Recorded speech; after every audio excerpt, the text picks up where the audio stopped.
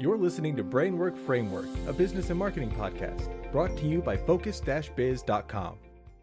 Wouldn't better communication solve a lot of our world's problems? With us today is Nicholas Bruneau.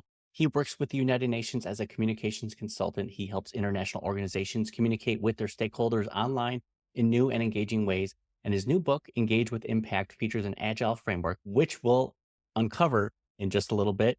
Nicholas, thanks so much for joining us. How are you today? Thanks, Chris. Thanks for having me. Absolutely. So we're so excited to chat more about this framework and what you do with the UN. But we first want to ask, what was your entrepreneurial journey? What were you doing before that kind of prepared you to work with the United Nations today? I've had kind of a squiggly line as far as my professional journey. I started in politics, then I worked in journalism, and then I ended up in the marketing and events division of The Economist. So I was working with them for many years. But then I kind of saw that the situation was changing for media and everything was going online. And so there was a lot to be done in digital marketing, digital media, digital comms. So I actually left, I quit my job and I went back and did a marketing degree and a digital marketing degree. And then after that, sort of went on my own. It wasn't an easy journey. And I think to a certain extent, being an entrepreneur is something that you can never really expect. It's something that all of a sudden you're used to being sort of the employee. And then all of a sudden, I'm not like part of something that a big organization. And you feel, and it really is kind of, it is difficult, if, at least for the first year or two, where I didn't really know how to introduce myself. It really took a little while. But eventually you start having a few successes and then you start to really find your way. And so that's what happened in the end. I was able to sort of build up my expertise because at the time I was working in Brussels. I worked with a lot of associations and international organizations. And then I had like this aha moment, which was, I don't know if you've seen Before the Flood by Leo DiCaprio, which is talking about the climate change issue and basically the importance of taking action. And I said at the end of the movie, I thought, okay, go and clean up beaches and stuff like that. But at the end of the day, I'm only one person. So what can I do? And then sort of I realized I am an expert in marketing and communications. So why don't I just focus on that and try to work with clients that are really making the world a better place and really having an impact, a positive impact in the world and on the climate challenge and in sustainable development goals. So that's been kind of like my North Star, is really working with organizations that are true to that objective of making the world a better place. I love that. I loved hearing about the journey being a bit squiggly. We kind of don't know which direction we're going to go. We're kind of just adapting along the way and kind of figuring out what it is we like or how we can be most impactful within our mission and what we do. So to hear that you found this along the way, you took calculated risks. This is what kind of life's journey is all about, kind of figuring things out along the way. Within this new book that you're coming with, it's engaging with impact and it goes through this agile framework. Can you take me through what that framework is? Sure. So the Agile Framework is like the acronym, has 5 different steps. So first is adopt to start mentality. Then it's go digital first, which is the G. And then after that, inspire with personal stories, and then leverage your content and empower your community. So it's building up your ability to really have an impact online by step.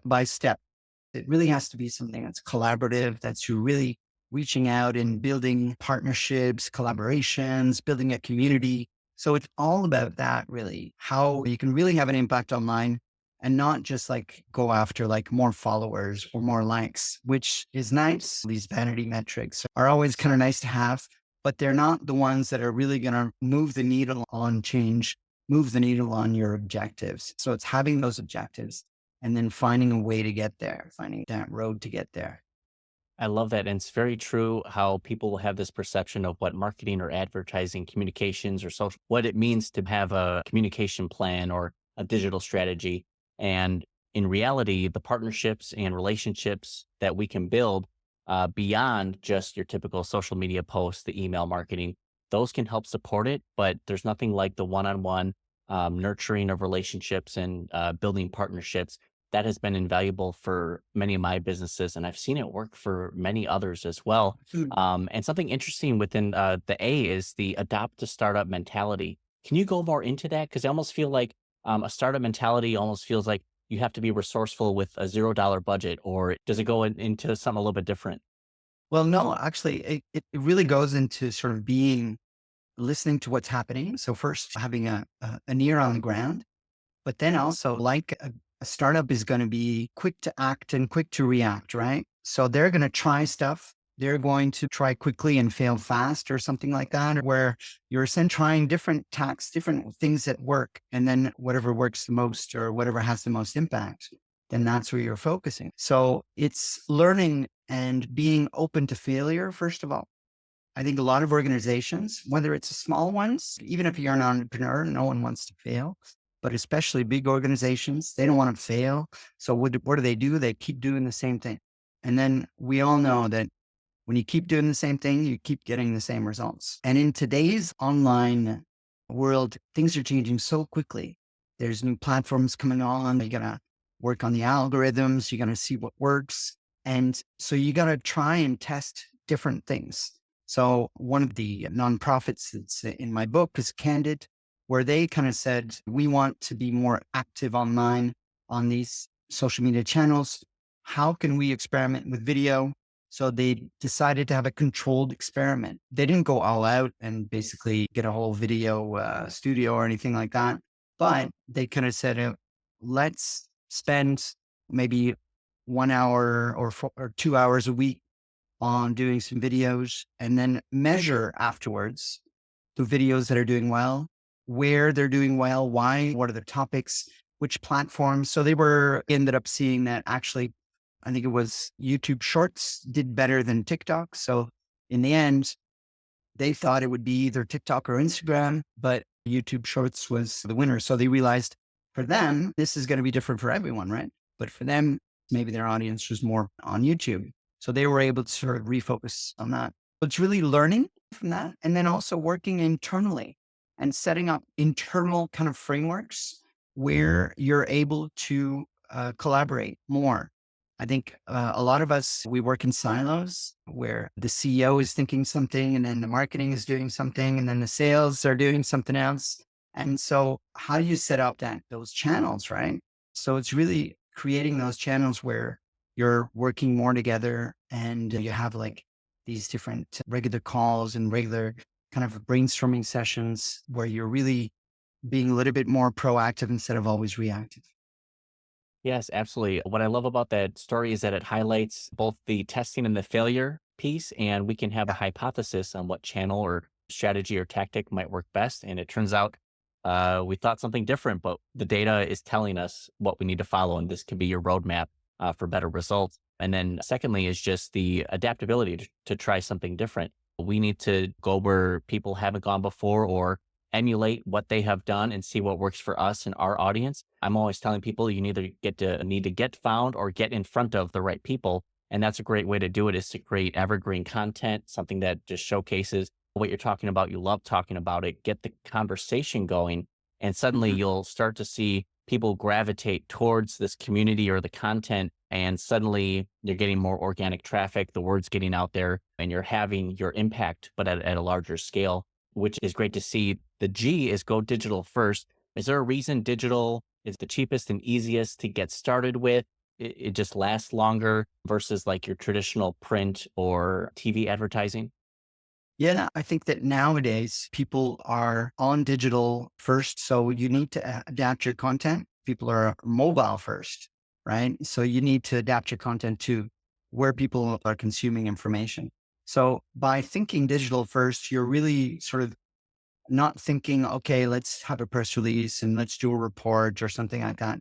You're thinking, okay, how are we going to create content that is going to have an influence with the right people and going to touch the right people? So what does that mean? Creating partnerships. It means also creating content that is going to be easily shareable, not doing it like a big report or something like that, but having something that is going to be easily digestible.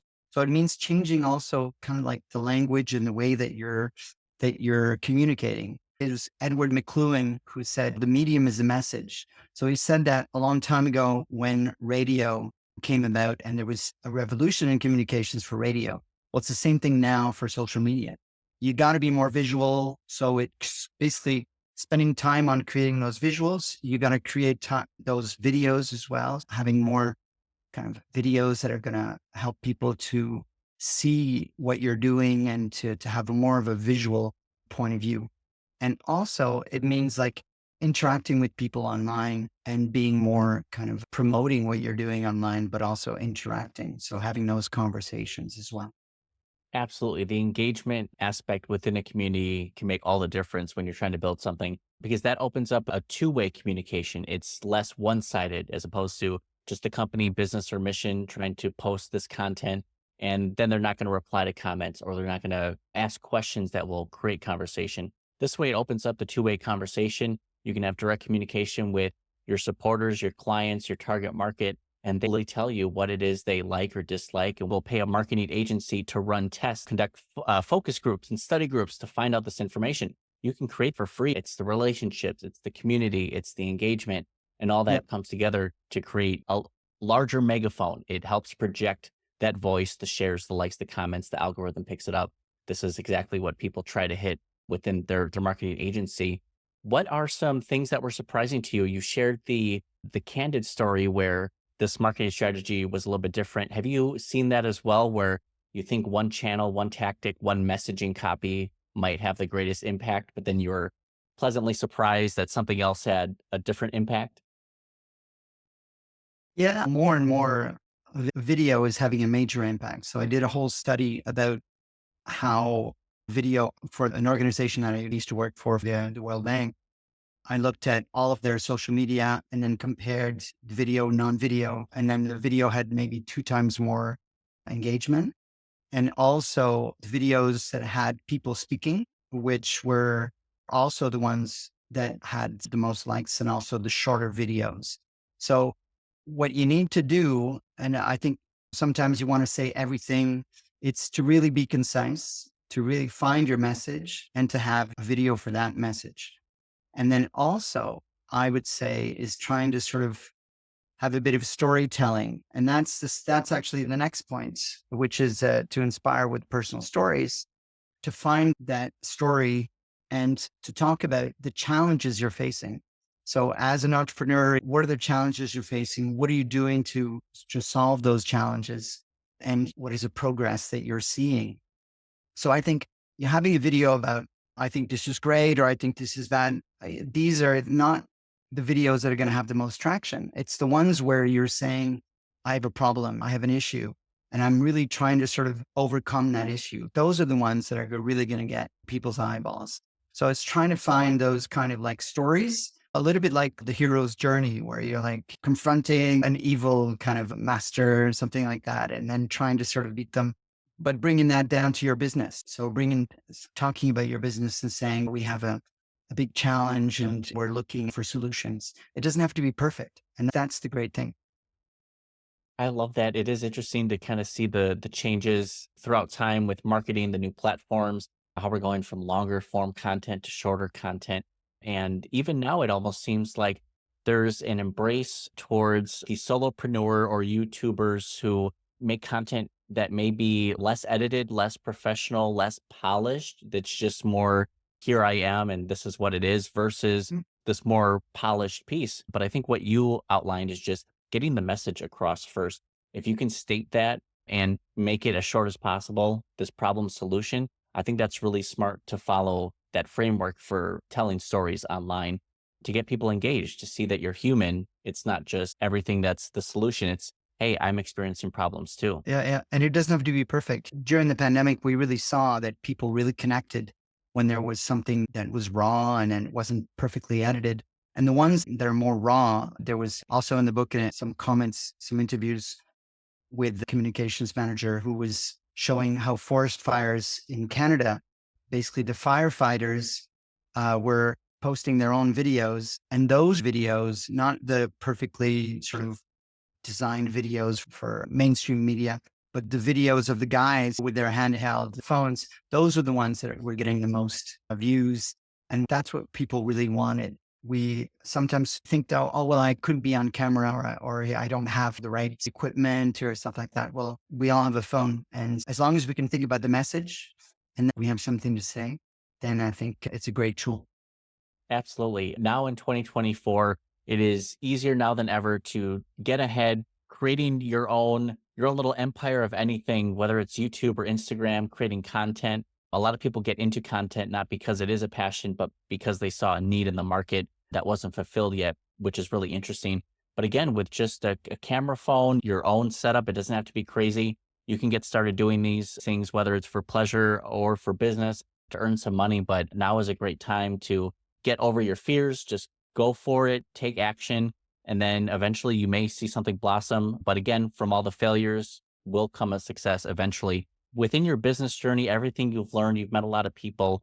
Is there one piece of advice you might give to your younger self that might get you ahead a little bit faster or kind of overcome these obstacles maybe you faced early on?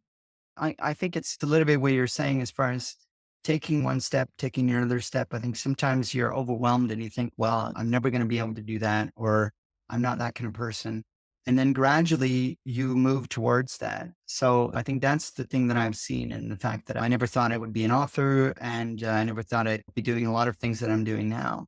But I've been bungee jumping. So the first jump is really just so scary, but the second time, a little bit more to what to expect.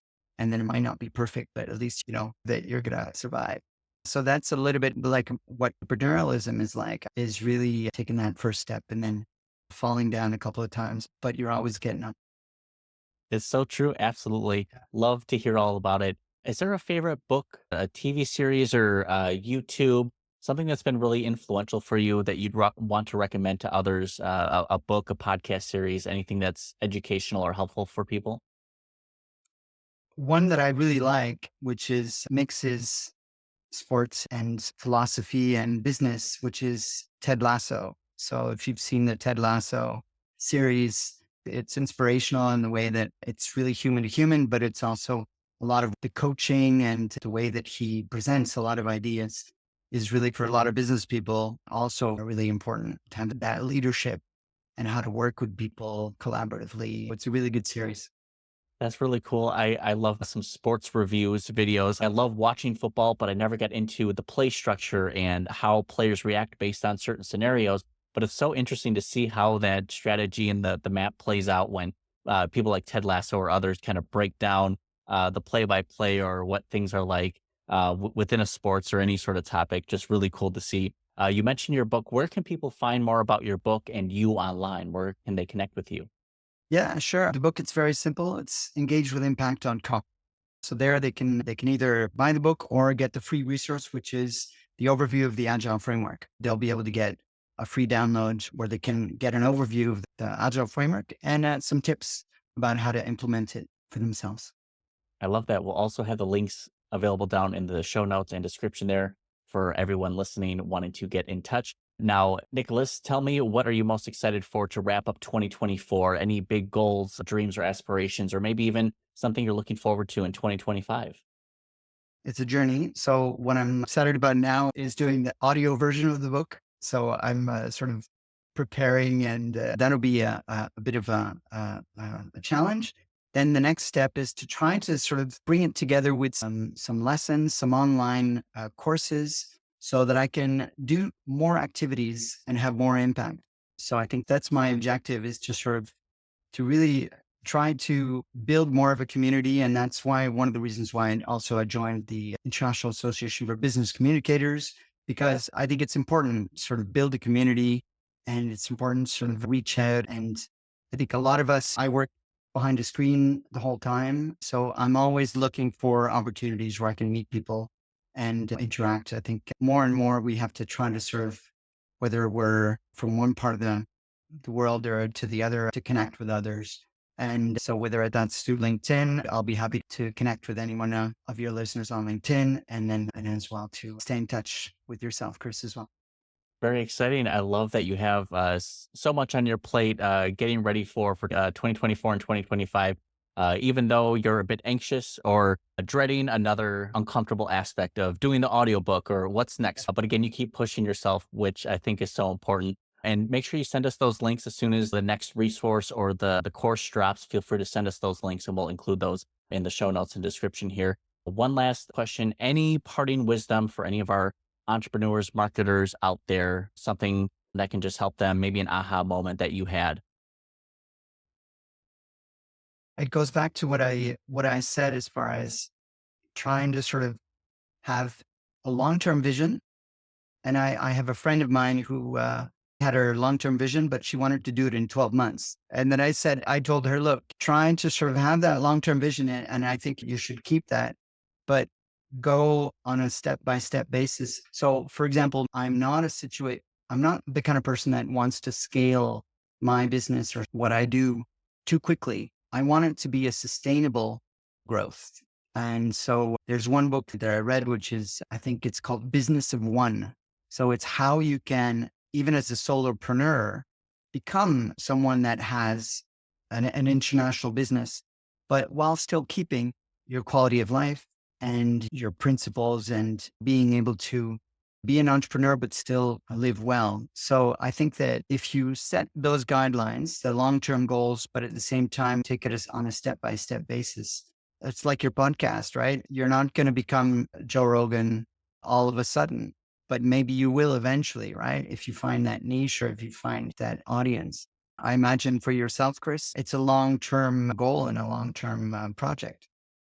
Absolutely. As is everything, something I remind myself is it's not a sprint, it is a marathon. And the growth and scalability that you're comfortable with, not everyone has the same goals or visions. Some people do want to scale fast or they want to take it Mm, to that next level. Some people are perfectly content where they're at, and some want to mm, grow slowly, which is perfect. You don't want to experience burnout, or you're going to lose the passion and the drive that you had. And suddenly you're not able to sustain that consistent schedule that you had before. So it's important to yeah. just take time. There's a lot we learn along the way. Make sure you adjust and adapt as you're going through it. But some great advice here, and we appreciate it. But I totally agree with everything you said. It's more about taking it slow, growing at the pace that you're comfortable with. So that way you're not losing sight of your own values or what you stand for. It's so important. Yeah, exactly. There's a good book on that, which is called The Long Game by Dory Clark. So it's specifically how business leaders can have a long-term vision and stick with it. I think that sometimes we want to have quick results, but like your podcast, it takes a year, 2 years, a lot longer sometimes than we expect. But you just got to keep at it. Absolutely. Totally agree. Nicholas, we appreciate you coming on and sharing your experience, your journey, and all these tips and tricks with our audience. We appreciate it. For those interested, make sure you get connected with Nicholas with the links available down in the show notes here. Nicholas, we appreciate your time and look forward to seeing all your success and ambition here in the next 6 to 12 months. My pleasure. Thank you very much. Cheers. Absolutely. Thank you.